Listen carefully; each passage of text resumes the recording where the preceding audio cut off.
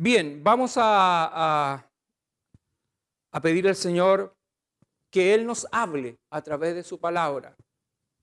Necesitamos palabra de Dios, necesitamos alimentarnos, necesitamos ser dirigidos por el Señor a través de su Espíritu Santo. Que sea palabra de Dios en esta hora, llegando a su vida, que sean palabras de Dios en mi boca, de tal manera que seamos edificados juntos por la palabra del Señor. La palabra de Dios es viva y eficaz. Es su palabra la que transforma. Es su palabra la que nos hace reflexionar. Es su palabra la que nos hace arrepentirnos de las cosas que hacemos mal. Es su palabra la que nos conduce por lugares seguros. Por eso que es tan importante conocer la palabra de Dios. Es tan importante y de tan gran responsabilidad trazar bien la palabra de verdad, que tienen la responsabilidad de predicar la palabra de Dios. Y en esta oportunidad estamos compartiendo el capítulo 4 de la carta a los Gálatas. Y el domingo pasado estuvimos ya compartiendo lo que el apóstol les escribe a los hermanos de Galacia, haciendo también referencia al Antiguo Testamento, haciendo referencia al pacto de Dios, a la promesa de Dios para Abraham, dado que Abraham le creyó a Dios y eso le fue contado por justicia. Y el pacto de Dios con Abraham fue 430 años antes de que la ley de Moisés fuera dada y Dios hiciera también en ese sentido un compromiso y un pacto con el pueblo de Israel para que ellos pudieran dimensionar lo que ocurría con sus vidas y las cosas que hacían mal. Y lo que la ley vino a hacer es poner de manifiesto el pecado. Aquellas cosas que a Dios le desagradan. Aquellas cosas que el ser humano la hace de manera incorrecta. Ante Dios eso significa pecado. Y por lo tanto a Abraham todo esto le fue contado por justicia.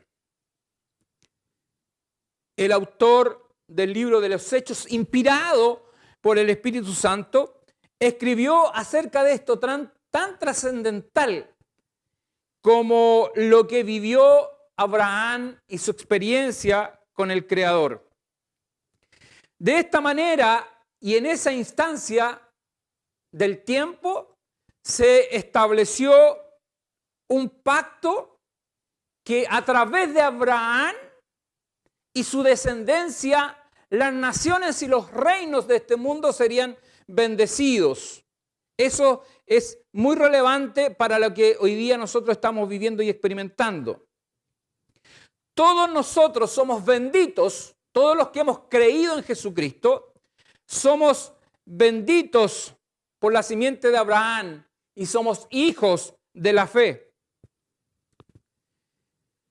Y de esa forma hay una conexión entre la simiente de Abraham que a través de Isaac finalmente llega y Jesucristo, Jesús, Él se hace hombre y por lo tanto esa simiente de Abraham se materializa en Jesús, el Hijo de Dios.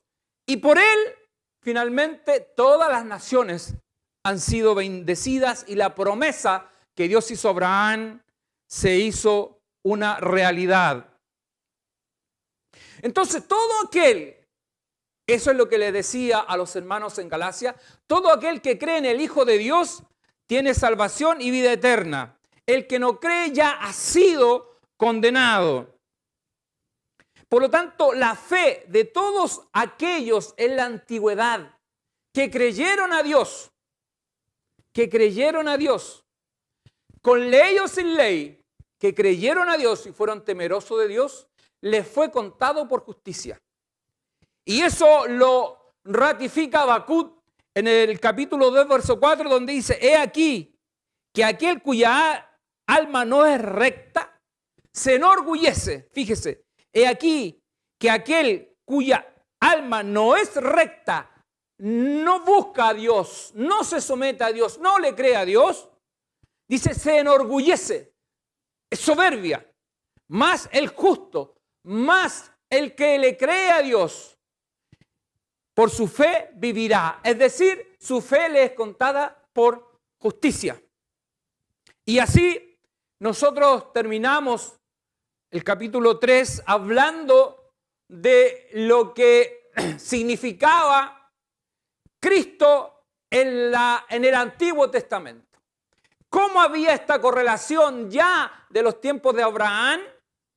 El Espíritu Santo comenzó a revelar acerca de Jesucristo. Y hoy vamos a reforzar en el capítulo 4, que son los 2 capítulos de la carta de Gálatas, que hacen esta relación con el Antiguo Testamento para fortalecer la persona de Jesús como el Cristo, como el Hijo de Dios, como el Salvador del mundo. Y en este capítulo el apóstol sigue señalando y estableciendo ciertos paralelos de cómo operó la ley en el pueblo judío y cómo la ley fue como un tutor, fue un ayo, fue lo que los condujo, algo por lo cual ellos tenían que tener un orden para vivir. Hasta que ellos, ese ayo o ese tutor, los llevara finalmente a alcanzar la mayoría de edad para ser libres y disfrutar de esa manera la libertad en Cristo. Y esto es lo que comienza el capítulo señalando los versos 1 al 7, que usted lo puede ir leyendo en su Biblia. Puede tener su Biblia a mano e ir compartiendo conmigo. Porque ese texto lo que señala es la situación de un niño que es heredero. Hace como este paralelo el apóstol para que ellos puedan entender de mejor manera lo que significa la libertad en Cristo, lo que significa creer en el Hijo de Dios. Entonces, lo que le señala que si bien es cierto, un niño que es heredero, él es un sujeto de derecho, es propietario. Pero siendo sujeto de derecho, todavía no tiene la edad para ser sujeto de hecho, es decir, no puede hacer uso de esas riquezas, no puede administrarlas todavía hasta que alcance la madurez. Eso es lo que el apóstol quiere señalar. Y de esa manera puede hacer uso de su herencia. Eso implica que ese niño tiene que estar bajo tutores. Y eso también con ello cumplir una serie de exigencias. Por lo tanto, lo que quiere señalar es que en realidad en un niño heredero y en un esclavo no hay diferencia porque ambos tienen que cumplir las instrucciones que alguien le da. Tienes que estar sujeto a eso. Cuando el apóstol está haciendo referencia acerca de un concepto de adopción, que aquí lo señala cuando viene el cumplimiento y el tiempo de Dios y se puede alcanzar la mayoría de edad o en realidad la adopción, quiero señalar que aquí hay una diferencia. El Nuevo Testamento, cuando hace referencia a la palabra adopción, es muy distinta a la que nosotros conocemos como adopción. Y es importante que usted también lo entienda. Para nosotros, la adopción hoy día significa incorporar a la familia a un niño proveniente de otros padres. Eso significa adopción. Sin embargo, en el Nuevo Testamento se refiere a cuando una persona alcanza la mayoría de edad. Y de esa manera esa persona podía actuar de derecho y de hecho. Es decir, no tan solamente teniendo la propiedad sobre las cosas, sino también podía actuar sobre esas cosas. Eso es importante que usted tenga claro cuando Pablo aquí dice cuando llegado el tiempo y se alcanza la adopción, quiere señalar que en ese momento se alcanza la mayoría de edad. La persona es libre de su tutor o libre de su ayo y obtiene la libertad para poder actuar. Fíjese que en la costumbre ortodoxa, hablando del pueblo de Israel, y de acuerdo a la ley judía, en algunas cosas, el hombre hasta los 40 años de edad es menor de edad, valga la redundancia. Hay acciones entonces que no se les está permitida. Por ejemplo, en las escuelas rabínicas hay para algunos estudiantes, por ejemplo, se les prohíbe leer el libro de Cantares, porque lo consideran un libro no apto para una mente joven. Y cuando ellos alcanzan los 40 años, que es la mayoría de edad para ciertas cosas, entonces para ellos se aplica la palabra adopción, porque logran en ese sentido la mayoría de edad. Por lo tanto, el apóstol aquí se está refiriendo a este concepto, que el pueblo de Israel, mientras Cristo no había aparecido, tenían que estar bajo esclavitud, bajo la ley, bajo un tutor, bajo los rudimentos de este mundo, que se refiere exclusivamente a la ley de ellos. Exclusivamente a la ley de ellos. Por eso hace esta correlación y habla acerca de esclavitud o sujeción o estar bajo el control de alguien, bajo la administración de alguien. Por eso que habla de tutor o a la ley la menciona como un ayo. Menciona que la ley es un ayo finalmente para llevarnos a Cristo. Y eso tiene toda una explicación en este libro que estamos compartiendo. Entonces, el hijo, el niño, para ejercer el derecho sobre la herencia, sobre la riqueza heredada, tenía que llegar el tiempo en que el padre estableció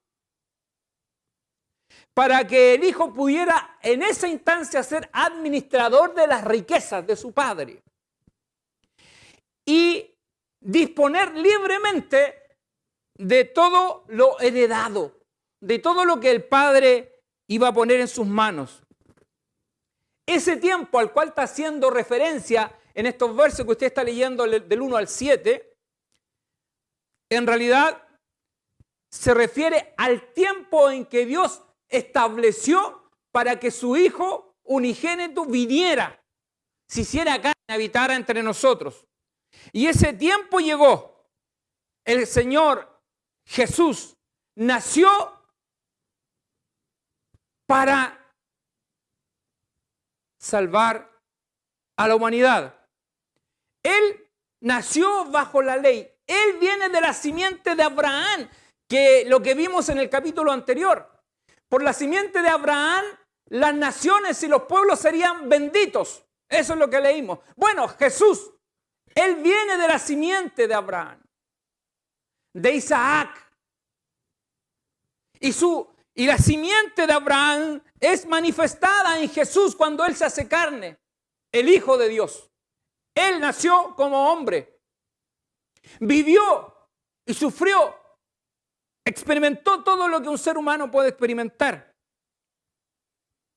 Y por lo tanto Él nació bajo la ley y se sujetó a la ley y cumplió la ley a cabalidad. Y Él hizo eso. Él cumplió todo eso para nosotros poder llevarnos a la mayoría de edad, para que tuviéramos la adopción. Eso es lo que quiere decir. Para alcanzar la adopción, para redimirnos de la ley, para que fuéramos libres. Entonces nace en el pueblo de Israel, el pueblo escogido por Dios, y lleva al pueblo de Israel, quienes estaban bajo esta ley. Ahora se cumple el tiempo en que el Padre les da el derecho de adopción, es decir, ahora sobre todas las riquezas que le eran heredadas, que eran sujetos de derecho, ahora son sujetos de hecho. Lo pueden materializar, lo pueden alcanzar. Y solamente por Jesucristo, el Hijo de Dios. Por eso que es tan importante lo que Pablo está defendiendo cuando le está exponiendo a los hermanos de Galacia.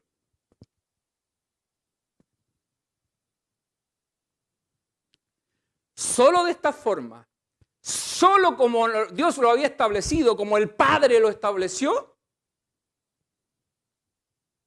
en este caso el pueblo de Israel podía alcanzar la mayoría de edad y por lo tanto en esa instancia podían recibir la condición de hijos, herederos completamente de lo que el Padre les había dado.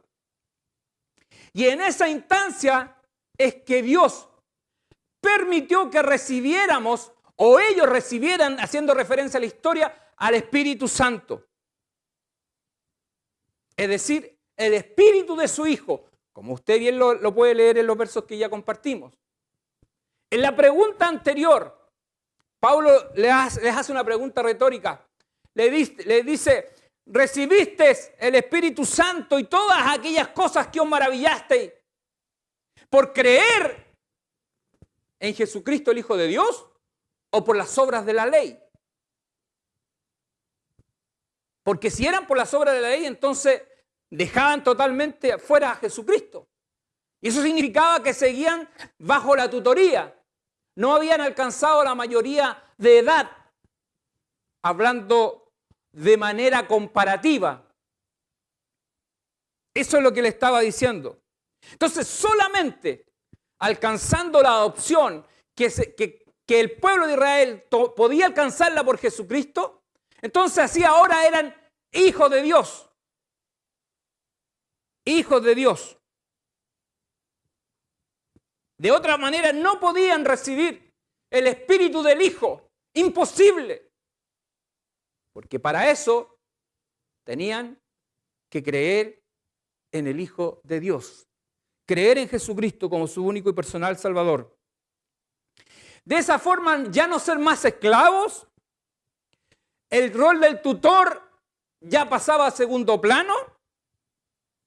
Porque ahora el que debía reinar en sus vidas era el Espíritu del Hijo, el cual los conduciría, los llevaría por camino y por sendas de justicia.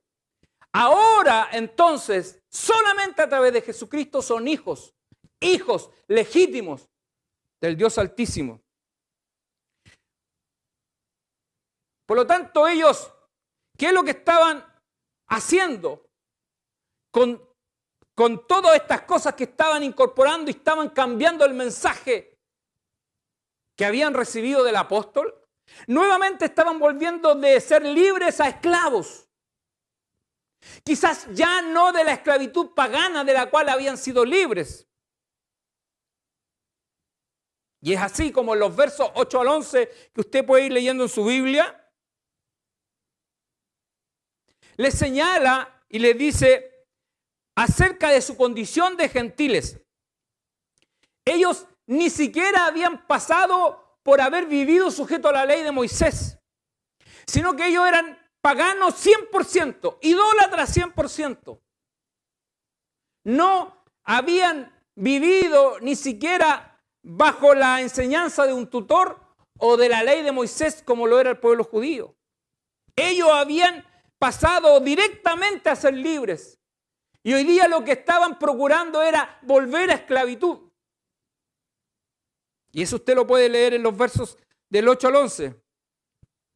Ellos, antes de conocer a Dios, de degustar los dones de Dios, de ver los milagros y las maravillas que Dios estaba haciendo, Ellos estaban sujetos a servidumbre, a idolatría, a dioses que realmente no eran dioses, porque no lo eran.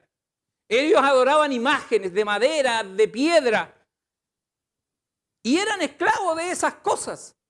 Como hasta hoy día muchas personas siguen siendo esclavas de dioses creados por hombres y están sujetos a servidumbre.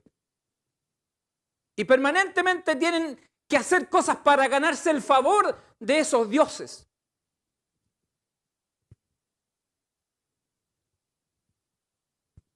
Ellos estaban volviendo nuevamente a ser esclavos. Entonces el apóstol le está hablando fuertemente a ellos.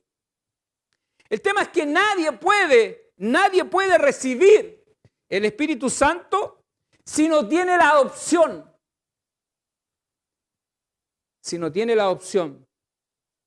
Ellos lo habían recibido el Espíritu Santo. Habían visto las obras, las maravillas que Dios había hecho. Y eso no era casualidad. Algo había ocurrido en sus vidas. Si habían vivido eso, entonces ¿cómo? ¿De qué manera? Ellos querían volver a la minoría de edad para que se pueda entender. A vivir ahora bajo la dirección de la ley, bajo la dirección de un tutor, como esclavo,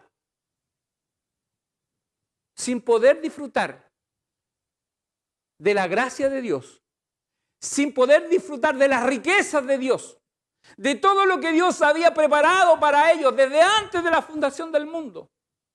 Estaban cometiendo un grave error. Les dice, ¿de verdad? ¿Es cierto que ustedes creen y piensan que van a alcanzar el favor de Dios realizando ciertos ritos, guardando ciertos días, ciertas costumbres, guardando los días, los meses, los años y tantas cosas que la ley establecía y que ellos estaban siendo convencidos que tenían que hacerlos para poder ganar la salvación y la vida eterna? Entonces el apóstol le dice, en realidad pienso que tal vez el trabajo que hice fue en vano con ustedes. ¿Es eso lo que está pasando? En los versos 12 al 16, que usted lo puede ir leyendo en su Biblia, les da a entender acerca de la ceguera que el hombre tiene, el ser humano tiene sin Cristo. Y que ellos tenían la libertad, pues habían sido libres, sin saberlo, libres de la sujeción de la ley propiamente tal, como justicia para alcanzar el bien de Dios. Ellos realmente habían llegado a la mayoría de edad, al estado de adopción de una, creyendo en Jesucristo, creyendo en el Hijo de Dios y habían recibido el Espíritu del Hijo. Porque por creer en Jesucristo su fe le fue contada por justicia. Lo que dijo Habacuc, lo que dice Génesis acerca de la fe de Abraham. Y Pablo le habla de su propia experiencia como judío. Y les enseña que él era esclavo de la ley. Todas las cosas que él hacía nunca eran suficientes. Él era fariseo de fariseos. Era irreprensible en cuanto a la ley respecto de sus pares.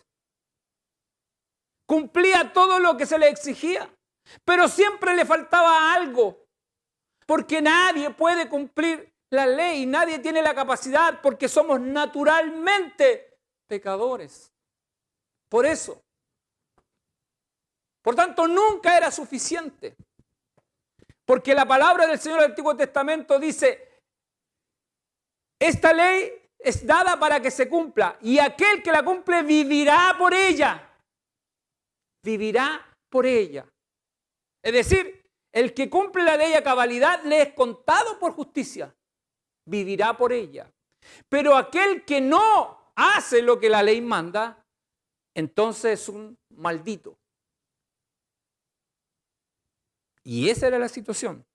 No era menor.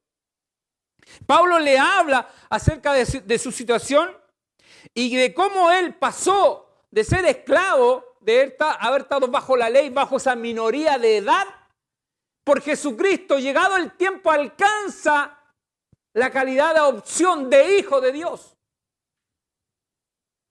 Y por lo tanto él es tan libre como ellos lo son. Así se lo está relatando en los versos del 2 al 16. Él les recuerda el amor de Cristo en sus vidas, cómo se manifestó el amor de Dios, esa comunión que hubo entre ellos, las acciones que ellos realizaron, producto de una vida transformada y cambiada, cómo el amor de Dios se reflejaba en sus ojos, en sus acciones. Solamente por haber alcanzado las buenas nuevas de salvación y de vida eterna, por haber creído en el mensaje del Hijo de Dios. Y es que el apóstol no había cambiado su mensaje. ¿Qué estaba pasando con los hermanos en Galacia? Si el apóstol no había cambiado el mensaje era el mismo, pero ahora parecía que eran enemigos. Eran posturas totalmente contrarias.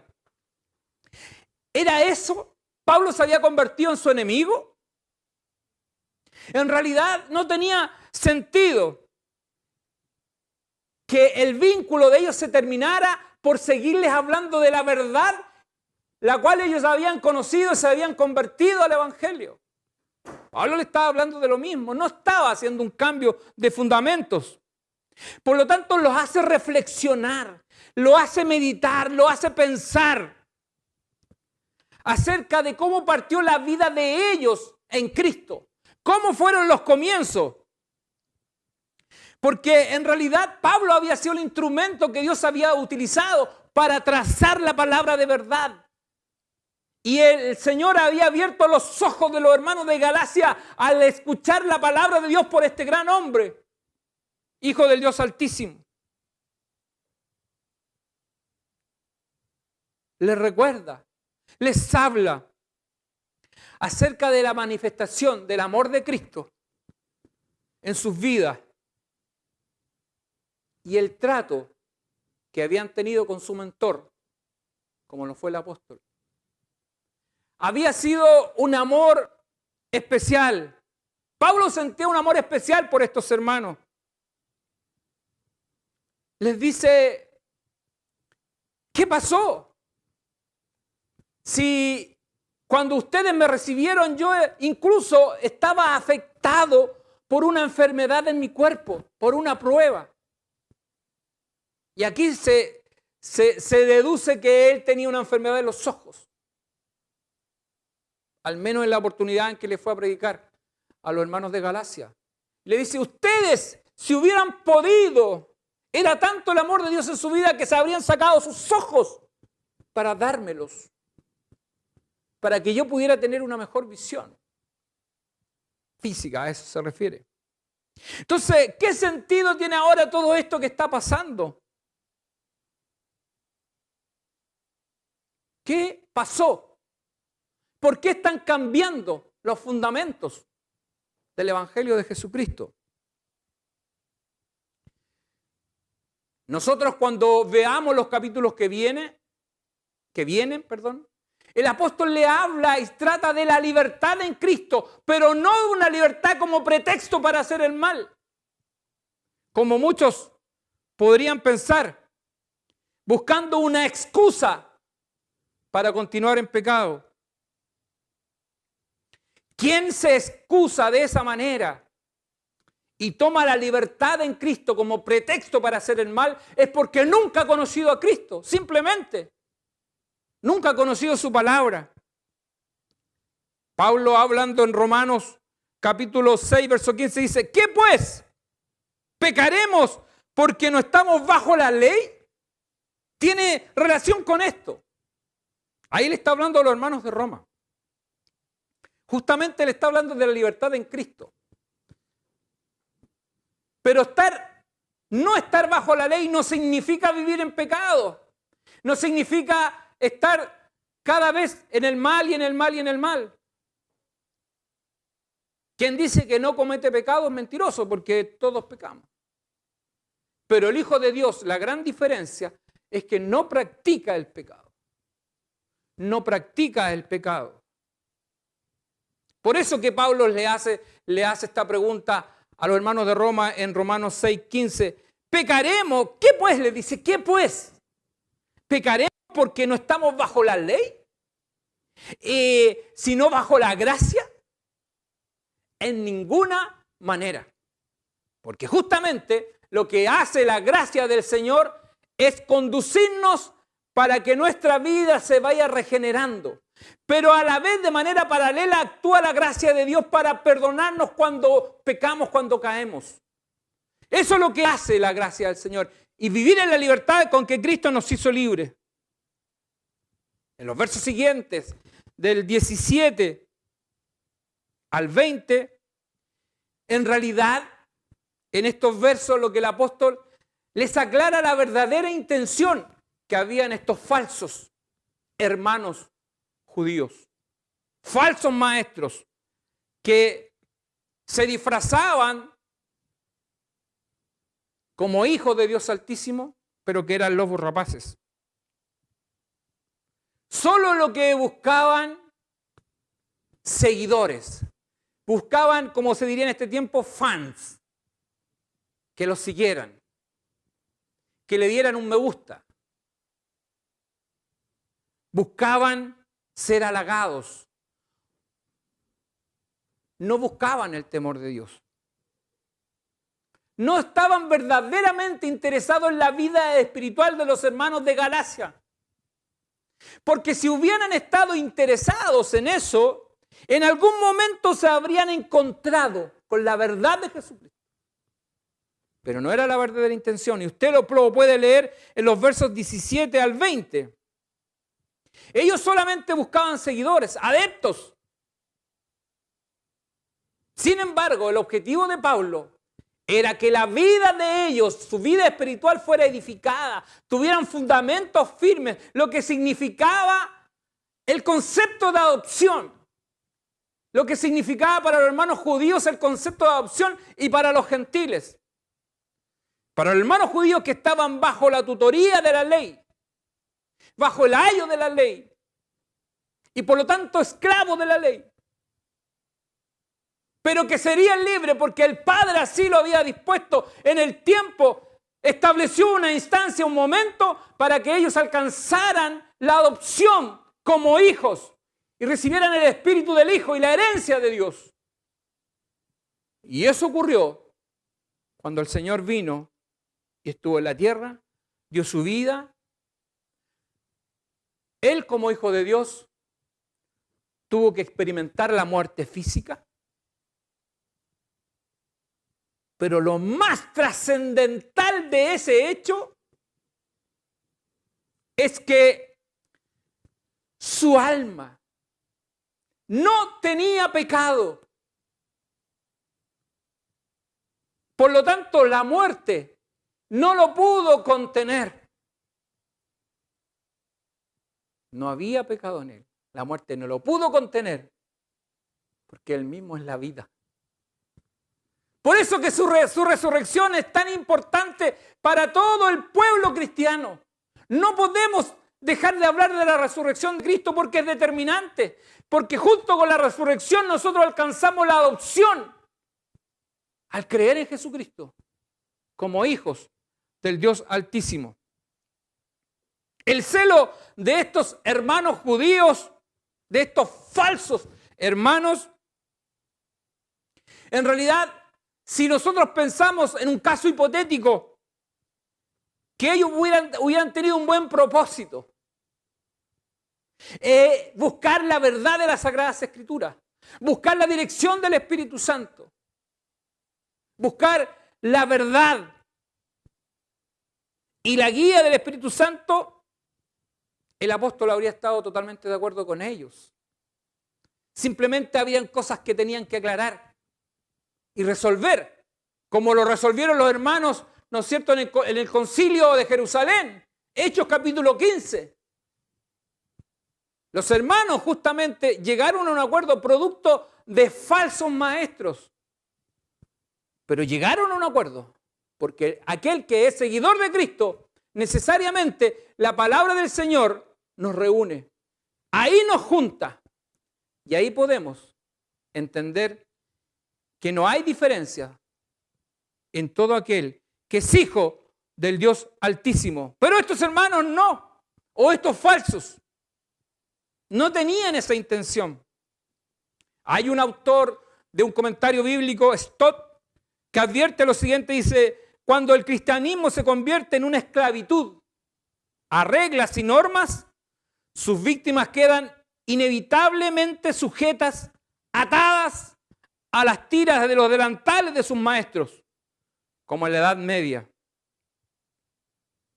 En los versos siguientes, del 22 al 27, el autor de esta carta, que es el apóstol Pablo, él nuevamente toma como referencia la historia bíblica de Abraham y la situación que se dio con los dos hijos que tuvo él. Uno llevó, y hace esta alegoría, Pablo, uno llevó la simiente de la promesa y la libertad por la fe en Dios, y el otro la simiente de esclavitud.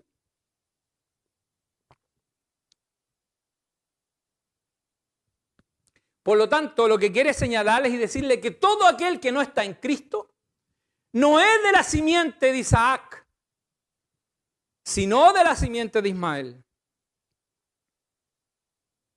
Y en los versos 22 al 27 usa esta alegoría para explicar esto.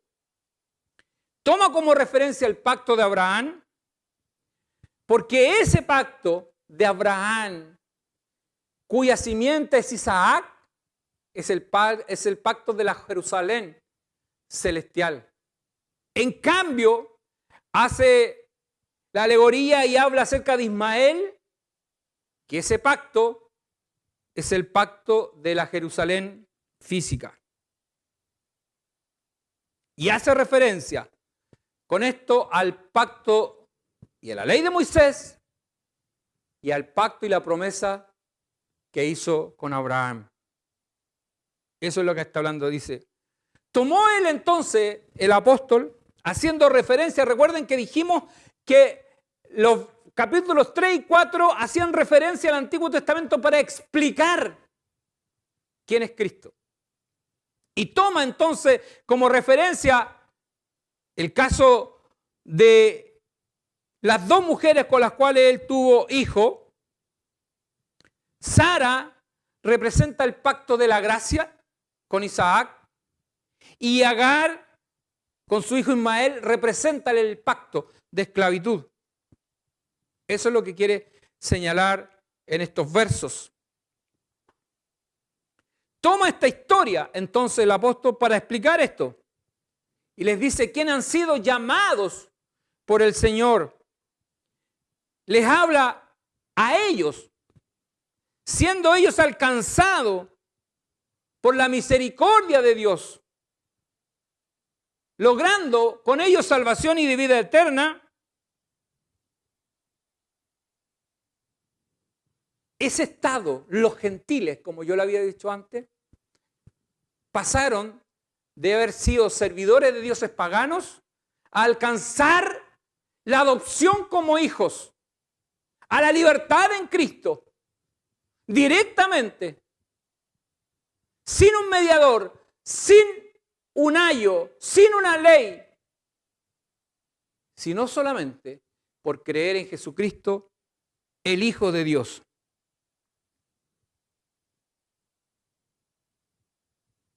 Y todo aquel, en este caso gentiles como nosotros, que hemos alcanzado salvación y vida eterna por la misericordia de Dios, no por otra cosa, porque no siendo merecedores, el Señor nos hizo hijos del Dios Altísimo. Por lo tanto, a usted no le debe caer, no le quepa ninguna duda que si usted es salvo es porque fue así planeado por Dios desde antes de la fundación del mundo. Ya estaba establecido que usted sería apartado para salvación. Y de esa manera, Dios muestra su plan. Va dando luces, como es el caso de Sara. Siendo una mujer estéril, siendo una mujer de 90 años, que por ningún lado, desde la perspectiva humana, era viable que ella pudiera engendrar un hijo. Pero esas son las cosas que hace Dios. Las cosas imposibles. Dios las hace para mostrarnos y darnos a entender que esa es su voluntad. En su soberanía, Él hace como Él quiere. Y desde Sara, siendo una mujer estéril, Dios le concedió un hijo. Y ese hijo es el hijo de la promesa. Porque a través de ese hijo, que es simiente de Abraham, que le creyó a Dios y le fue contada por justicia, las naciones serían benditas, los pueblos serían benditos. Y de ese milagro que Dios hizo con esa mujer, Dios mostró su gloria, trayendo y dándole un hijo, el hijo de la promesa, el hijo por los cuales las naciones serían benditas. Hoy día, nosotros hemos sido bendecidos. Las naciones han sido bendecidas por esa promesa que Dios hizo a Abraham. Para que no quepa duda que Dios hace como quiere. Que Dios hace cosas sobrenaturales, extraordinarias, imposible que el hombre pueda hacerlas. Él las hace. Y de esa manera, Él, a través de la simiente de Isaac, Abraham, Isaac, Jacob y así hacia adelante, Jesús, el Hijo de Dios, se hizo carne, habitó en medio nuestro, y por esa simiente, hoy día las naciones son benditas. Todo aquel que es llamado, hoy día hay hermanos en Cristo de diferentes naciones, de diferentes pueblos, están por todo el mundo, y las naciones son benditas por la simiente de Abraham. Usted es un bendito de Dios, yo soy un bendito de Dios. Porque a Dios en su soberanía así le plugó. En los siguientes versos, y se termina el capítulo destacando acerca de la persecución experimentada por Isaac desde su infancia. Usted puede leer los versos que vienen. Esa persecución que Isaac tuvo desde pequeño por su hermano Ismael, esa misma persecución es una realidad incluso en nuestros tiempos. Y ahí habla, el apóstol se refiere al pueblo de Dios, al escogido por Dios, a todos los que vienen de Abraham y de la línea de Isaac, respecto de los que son de la simiente de Ismael, que por supuesto no son los salvados, no son los redimidos. La persecución que también recibió la iglesia o ha recibido, tiene que ver con esto. Y quiero leer estos versos 28 al 31, dice: así que hermanos, nosotros como Isaac somos hijos de la promesa. Fíjese, así que hermanos, así está concluyendo el capítulo, refiriéndose a la antigüedad, y lo sella con esto. Dice: así que hermanos, nosotros como Isaac somos hijos de la promesa. La adopción se cumplió en nosotros por Jesucristo. Somos hijos de Dios. Eso es lo que quiere decir. Somos hijos de la promesa. Pero como entonces el que había nacido según la carne perseguía al que había nacido según el Espíritu, se refiere a Isaac. Así también ahora dice, mas, ¿qué dice la Escritura? Echa fuera a la esclava y a su hijo, porque no heredará el hijo de la esclava con el hijo de la libre. De manera, hermano, que no somos hijos de la esclava, sino de la libre. Y ahí está haciendo referencia al libro de Génesis, en la instancia y el momento en que Sara se da cuenta que su hijo permanentemente, Isaac, es perseguido. Su hijo, de alguna manera, no tiene tranquilidad porque Ismael se dedicó en una persecución permanente. Sara le dice a Abraham que en realidad que eche a Agar, que eche a Ismael de su casa, porque su hijo, Isaac, no heredará con este niño la promesa de Dios para él. Usted puede leerlo después en el libro de Génesis, el capítulo 15 o 21 creo. Abraham se confunde y dice, bueno, le hice caso una vez y en el lío que me metí y ahora nuevamente, ¿qué hago?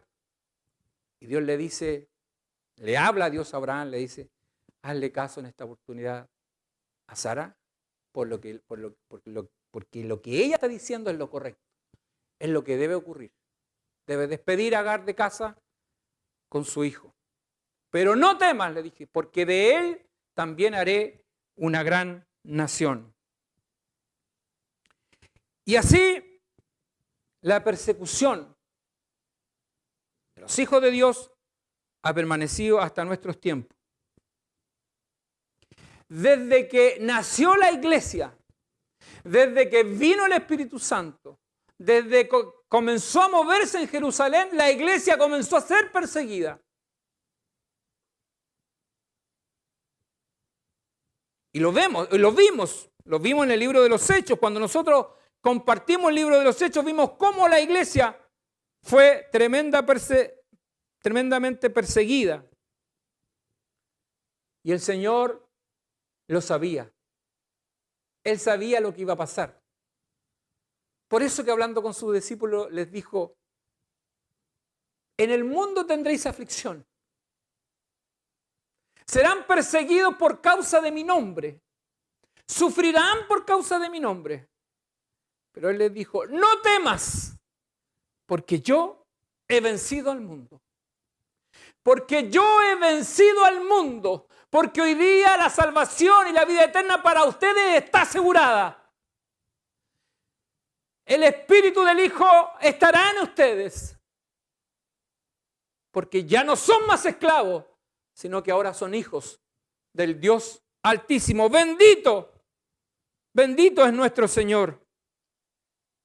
La iglesia sufrió persecución de los religiosos de la época, de las autoridades gubernamentales de la época.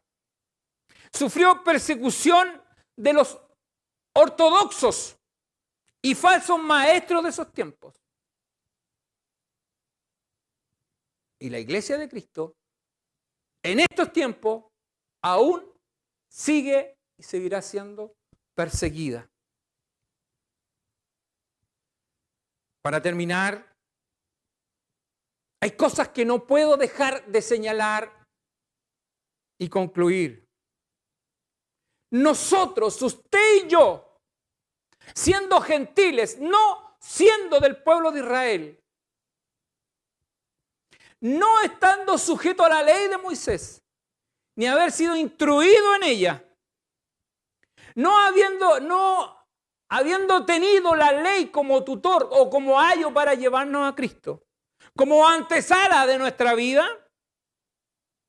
fuimos alcanzados por la misericordia de Dios y fuimos llamados por Él, nos apartó de tinieblas a su luz admirable y nos dio esta condición de adopción, es decir, nos dio la condición de hijos del Dios Altísimo.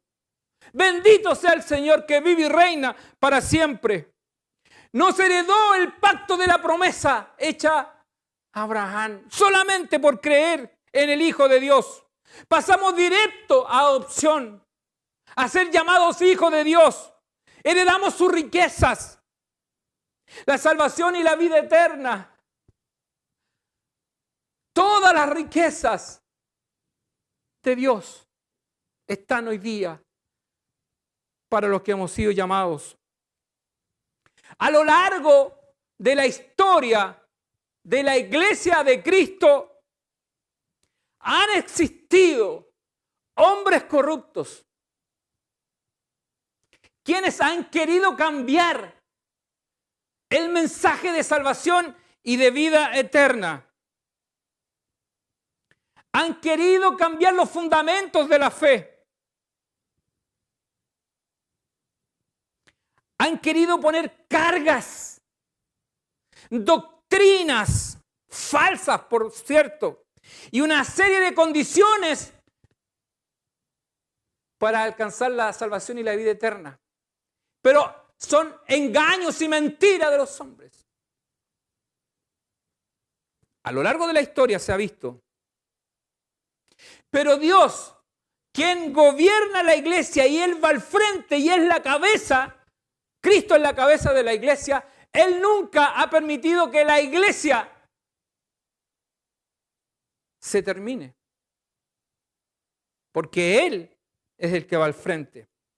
Y siempre Él está cuidando de estas falsas doctrinas. Y por eso que el día de ayer la iglesia, el pueblo evangélico celebraba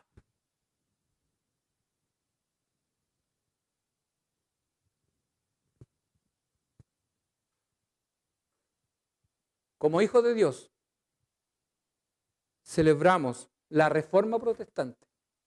Porque Dios levantó un hombre en una situación donde la verdad del Evangelio estaba totalmente distorsionada, errada, con una serie de cosas, cargas que le habían puesto al Evangelio como necesarias para alcanzar la salvación y la vida eterna. Y este hombre que fue impactado, Martín Lutero, fue impactado por la palabra, el justo por la fe vivirá. Pudo entender. El Espíritu Santo le dio a entender y le reveló que no había otra cosa más que creer en el Hijo de Dios y que el justo por la fe vivirá, no por las obras que el hombre pudiera realizar. Y se levantó toda una reforma para volver a los principios del Evangelio. Por eso que la iglesia evangélica justamente ayer celebraba la Reforma Protestante. Porque la iglesia de Cristo nunca será destruida. Nunca, nunca será destruida. El Señor, Él pagó el precio por cada uno de los salvados para sacarnos de tinieblas a su luz admirable.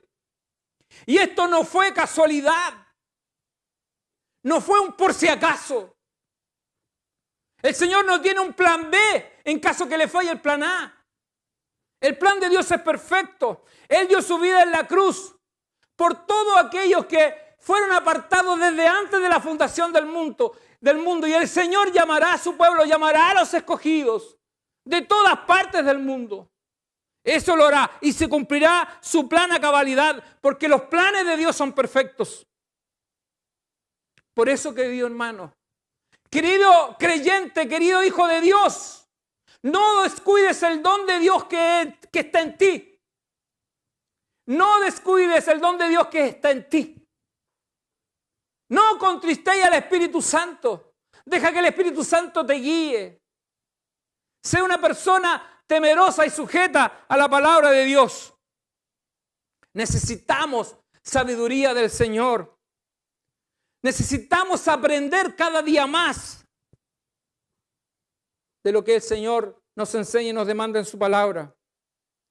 Debemos pedirle al Señor que nos haga sumiso y obediente y no tener que pasar por su disciplina, que muchas veces puede ser dura, para poder entender lo que Dios quiere, lo que Dios demanda y lo que Dios ordena para su pueblo.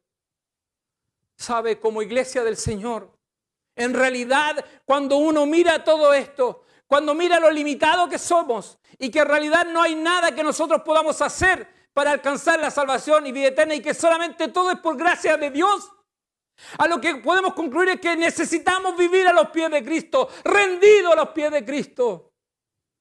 Necesitamos estar ante Él, porque lidiamos permanentemente con una naturaleza pecaminosa. Y tendremos que lidiar con esto hasta que el Señor venga. Y entonces seamos transformados con un cuerpo incorruptible de gloria y alcanzaremos la estatura y la medida de Cristo. Que el Señor bendiga su vida, que esta palabra haga vida en sus corazones. Quiero invitarles que demos gracias al Señor y oremos por este tiempo y que esta hermosa palabra, este título, esta honra que hemos recibido de ser hijos en adopción, es decir, hijos con la mayoría de edad para disfrutar la riqueza del Señor, valorémoslo, que sea de un alto valor y cuidemos este privilegio que tenemos como hijos del Señor. Le invito a que oremos. Dios eterno, Señor amado, ante ti y ante tu presencia estamos. Te exaltamos y te bendecimos. Te damos gracias, Señor, por esta tu palabra, que también hace a nuestras vidas. Gracias, Señor, por hacernos entender que cumplido el tiempo, Señor, llegó el momento, llegó la hora en que la mayoría de edad o la calidad de adopción sería una realidad en todo aquel que ha sido llamado para alcanzar la condición de hijo de Dios Altísimo. Señor, nosotros siendo gentiles, no habiendo vivido bajo la ley, ni sujeto a ella, pasamos de una condición, Señor, de ser idólatras, de ser, Señor, personas paganas, a ser hijos de Dios Altísimo. Ayúdanos a entender como Pablo lo hizo entender a la iglesia de Galacia, porque la amaba y se preocupaba porque ellos realmente no desviaran su mirada del autor de la vida, que es Cristo Jesús. Que nada, Señor, los distrajera. Que todos los distractores que habían a su alrededor, Señor, se pudieran disipar y su mirada estuviera en Cristo. Así, Señor, que cada una de las personas que han escuchado tu palabra, su mirada sea en Cristo, no en otras cosas, solo en Cristo, y puedan mantenerse firmes en la fe a la cual han sido llamados. Gracias, Señor, en esta hora. Bendice tu pueblo. Todo te lo pido en nombre de Jesucristo, nuestro Salvador. Amén. Gloria a Dios. Quiero invitarles que demos la gloria al Señor. Gloria a Dios. Gloria a Dios. Gloria a Dios que vive y reina